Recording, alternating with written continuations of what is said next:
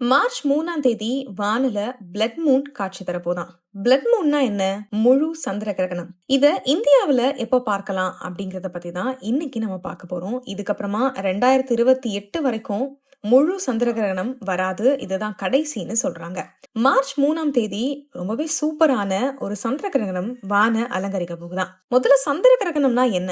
பூமி, சூரியன், சந்திரன் ஒரே கோட்ல வரும்பொழுது பூமி சூரிய ஒளிய மறைச்சு சந்திரனை முழுவதுமா அதோடைய நிழல்ல மூடுது. இதுதான் சந்திர கிரகணம். அப்ப நிலாவை பார்க்கும்போது பயங்கர சிகப்பு நிறத்துல மாறுமா. பிளட் மூன் அப்படின்னு நம்ம சொல்லலாம். இதை யார் யாரெல்லாம் பார்க்க முடியும் அப்படின்னு பார்த்தா, North America, Australia, East Asia உள்ளிட்ட பகுதிகளில் இதை பார்க்கலாமா. ஒட்டுமொத்தமா 3 பில்லியன் மக்கள் வரைக்கும் இந்த சந்திர கிரகணத்தை ஒரே நேரத்துல பார்க்க வாய்ப்பு இருக்குன்னு சொல்றாங்க.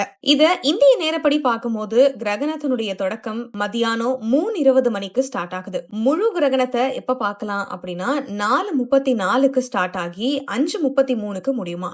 இந்த கிரகணம் முடிகிற டைம் அப்படின்னு பார்க்கும்போது 6:48க்கு முடிஞ்சிடும் சொல்றாங்க.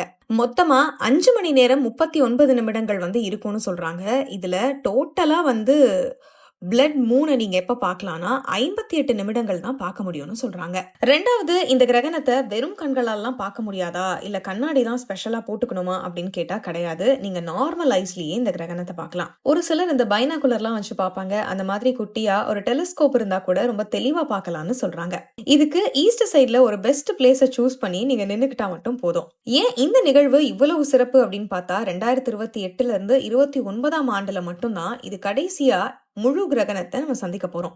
அதனாலதான் இது ரொம்பவே ஸ்பெஷலா பார்க்கப்படுது. இந்த பிளட் மூனை பார்க்க நீங்க தயாரா இருக்கீங்களா? உங்க வீட்டுக்கிட்ட வானிலை பகுதி எப்படி இருக்குன்னு மறக்காம கமெண்ட்ஸ்ல சொல்லுங்க.